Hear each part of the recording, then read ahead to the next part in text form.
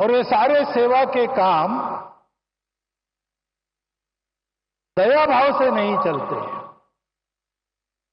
एक तो समाज के प्रति प्रेम है और दूसरे तो वास्तव में समाज में सबको ही दृष्टि देनी है। चर्म चक्षुओं की दृष्टि से संपन्न या उससे रहित ऐसे समाज के लोग दो प्रकार के हैं। लेकिन सदा सर्वदा जीवन में जो दृष्टि आवश्यक होती है, जीवन में हमको जो कुछ मिला है परिस्थिति के रूप में, उस परिस्थिति का अधिकतम उत्कृष्ट उपयोग करते हुए अपने जीवन को सार्थक बनाना, अपने जीवन को निरामय बनाना, अपने जीवन को स्वस्थ बनाना, ये सारा करने के लिए जो जीवन की दृष्टि चाहिए वो जीवन की दृष्टि ही है।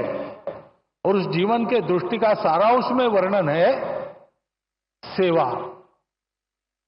एकांत में आत्मसाधना, लोकांत में परोपकार, ऐसा जीवन सूत्र हमारी परंपरा में है। संघ के संदर्भ में कहेंगे तो 1 घंटा शाखा में स्वयं का विकास और 23 घंटा उस विकास का उपयोग समाज के भलाई के लिए, यही वह दृष्टि है। और वह दृष्टि देने के लिए ये सारे काम चलते हैं।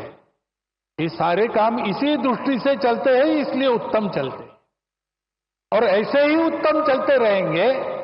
अनुकूलता पाने के बाद भी, साधन संपन्नता होने के बाद भी करने वालों का भाव यही रहेगा, तब उस साधनों का उपयोग भी अच्छी तरह होकर समाज लाभान्वित होगा। केवल लाभान्वित नहीं होगा, समाज विश्व को लाभान्वित करने के लिए योग्य बनेगा और विश्व के जीवन में अपनी भूमिका को ठीक से अदा करेगा।